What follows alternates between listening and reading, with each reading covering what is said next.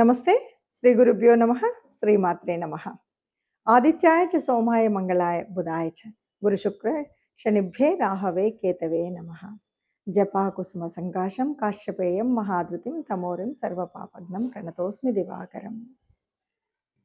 2026 March ఫలితాలను తెలుసుకునేటప్పుడు మొదటి పక్షం ఫలితాలు ఎలా ఉన్నాయో తెలుసుకుందాం. మార్చ్ 2026 గోచార ఫలితాలు ఎలా ఉంటాయి అని తెలుసుకోవడానికి ముందు ఇక్కడ ఈ మార్చికి మాత్రం ఒక ప్రత్యేకత ఉంది.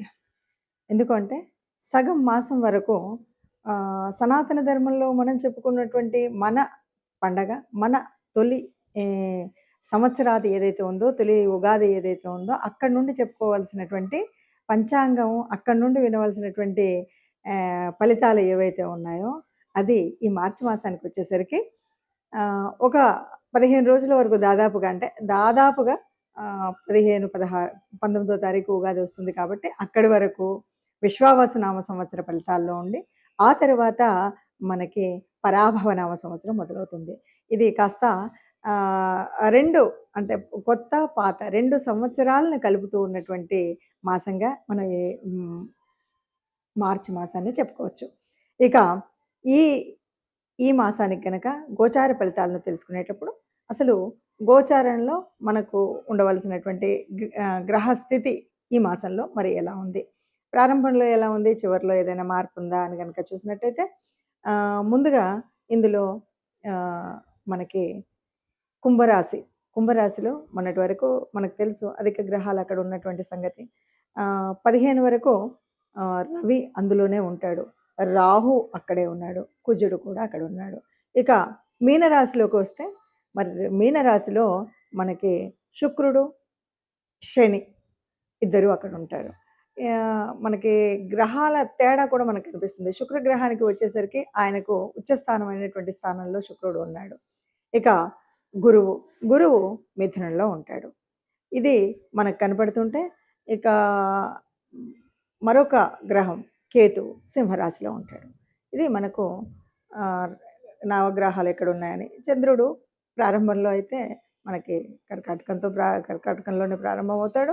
సరే, మరి ఈ రకంగా ఉన్నటువంటి గ్రహాలు ఇలా ఉన్నప్పుడు మరి ఒక్కొక్క అంటే 12 రాశుల వారికి గోచార ఫలితం ఎలా ఉంటుంది, ఈ గోచార ఫలితం వల్ల ఈ నెల రోజులు, ఈ మాసం అంతా కూడా మనం చేసుకోవాల్సినటువంటి జాగ్రత్తలు ఏంటి, పరిహారాలు ఏంటి, లేదా మనం ఉన్నటువంటి అంటే యోగించేటువంటి గ్రహాల యొక్క అనుకూలత ఉన్నప్పుడు మనం ఇంకా అభివృద్ధి కోసం చేయవలసినటువంటి పనులేంటి, ఇలా మనం చూసుకోవడానికి. నిజంగా జాతకంలో చెప్పినట్టు జరుగుతుందా? అసలు జాతకాలు ఇంతమంది చెప్తున్నారు, మరి అందరి జీవితాలు చూస్తే బయట ఇలా ఉన్నాయి అనేవాళ్ళు చాలా ఎక్కువగా ఉన్నారు. నిజానికి జాతకం అంటే జాతకం మనకు తెలుసు కాబట్టి ఈ జాతకంలో జరిగినట్టు ఇలాగే జరుగుతుందని జన్మ జాతకం వల్ల కానీ మీరు గోచార రీత్యా కానీ నిజంగా చెప్పడం అనేటువంటిది అంత సులభమైనటువంటిది కాదు, అది నిజమైనటువంటిది కాదు.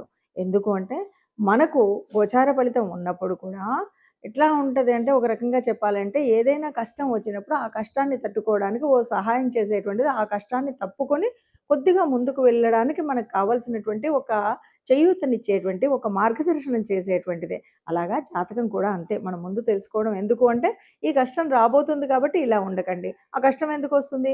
నీ దురుస్తనం వల్ల రావచ్చు, లేదు కుజుడు ఉన్నాడు కాబట్టి నీ తొందరపాటుతనంలో రావచ్చు. ఇలాంటి విషయాలు చెప్తూ ఉంటాం కాబట్టి ఆ తొందరపాటును తగ్గించుకోవడం, ఇతరులతో మాట్లాడేటప్పుడు మంచిగా మాట్లాడడం, ఈ విషయాల వల్ల ఉంటుంది. కాబట్టి జాతకం అనేది ప్రతి మాసం తెలుసుకోవాల్సిందే. గోచార రీత్యా ఎలాంటి మార్పులు ఉన్నాయి, మనం ఏం మార్పులు తర్వాత ఏ రకంగా ఏ దేవతానుగ్రహం కావాలి మనకు, ఏ గ్రహానుగ్రహం కావాలి అన్నది తెలుసుకుంటూ ముందుకు వెళ్ళవలసిందే.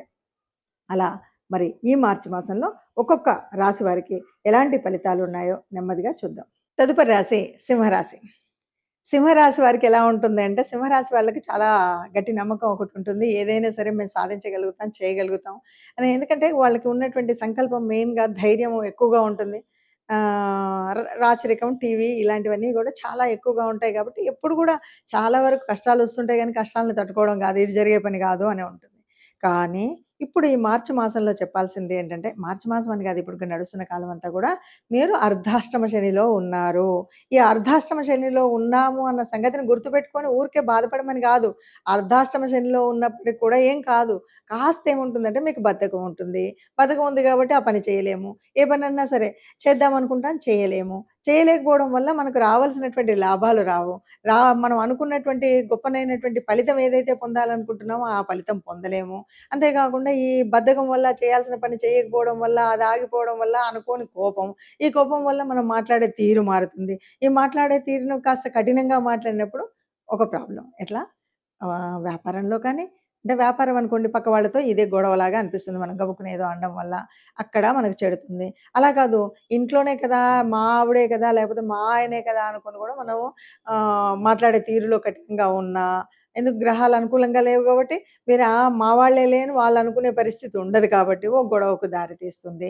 గబుక్కున మాట జారడం వల్ల మన పక్కింటి, ఎదురింటి వాళ్ళతో కూడా కొన్ని ఇబ్బందులొచ్చేటువంటి పరిస్థితి ఉంది. ఇవన్నీ రాకుండా అట్లాగే ఉద్యోగాల్లో ఇప్పుడు నిజం చెప్పాలంటే మంచి అవకాశం ఉన్నటువంటి పరిస్థితి. 10వ స్థానాన్ని చూస్తే గనక. మంచి అవకాశం ఉంది. కానీ ఈ అవకాశాన్ని సద్వినియోగం చేసుకోవాలంటే మీరు చాలా జాగ్రత్తగా మీరు మాట్లాడే తీరు ముఖ్యంగా సమయపాలన.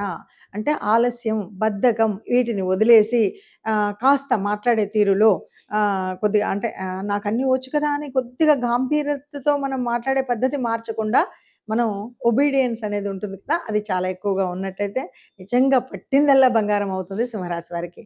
అర్ధాష్టమ శనిలో ఉన్నప్పటికి కూడా. కానీ మనం చేయాల్సింది ముఖ్యంగా బద్ధకాన్ని వదిలి పక్కన పెట్టాలి. ఎవరితో మాట్లాడినా జాగ్రత్తగా మాట్లాడాలి. మర్యాదగా మాట్లాడాలి.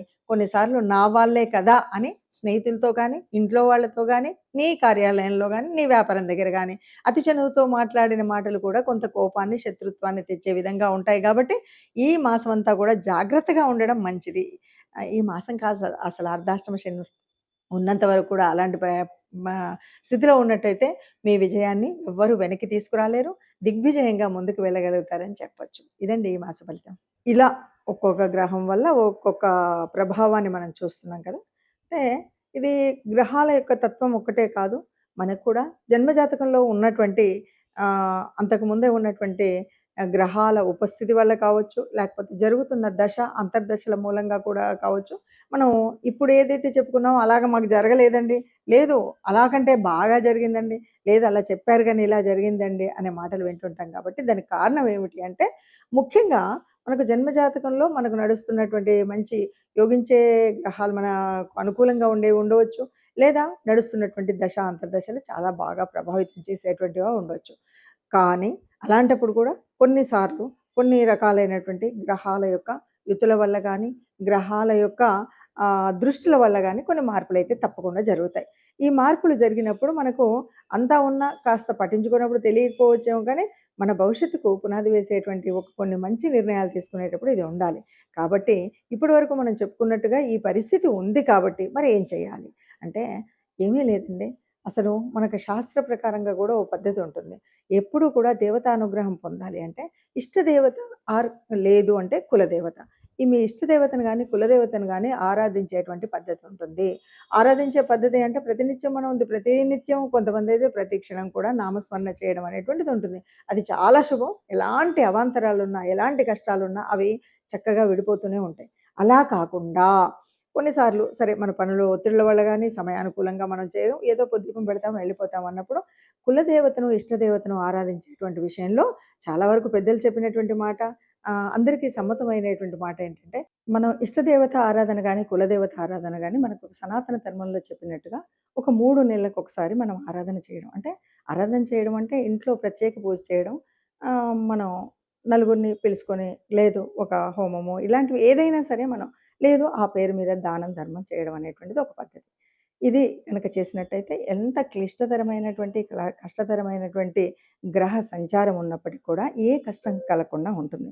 ఇక ఈ నెలకు కనుక మనం ఆలోచించినట్టయితే, ఈ నెలలో ప్రత్యేకించి మనము ఆహ్, పూజించవలసినటువంటిది, ఆరాధించవలసింది ఎవరిది అంటే, ఇది వసంత ఋతువు వస్తుంది. చైత్ర మాసంలో వచ్చేటువంటి రాబోయేటువంటి చైత్ర నవరాత్రులు వస్తున్నాయి గనక ఆ విష్ణుమూర్తి ఆరాధన లేకపోతే ప్రత్యేకించి రామనామము, రామనామ జపం ఉట్టి శ్రీరామ రామ రామేతి అని అనుకుంటే చాలు. ఏ కష్టం ఉన్నా, ఎక్కడికి వెళ్ళాలన్నా మనం ముఖ్యంగా ముఖ్యమైన పనులు ఏవైనా చేయాలి అనుకుని వాటిని ప్రారంభించాలి, నాకు బాలేదు అనుకున్న వారు ఎవరైనా సరే మీరు ఆపదామపహర్తారాం దాతారాం సర్వసంపదాం లోకాభిరామం శ్రీరామం భూయో భూయో నమామ్యో అని దండం పెట్టుకొని ప్రారంభం చేయండి. ఎలాంటి విఘ్నాలు లేకుండా ఉంటాయి. అందరూ ఆనందంగా ఈ నెలను కూడా మనం గడపొచ్చు అని చెప్పొచ్చండి. నమస్తే.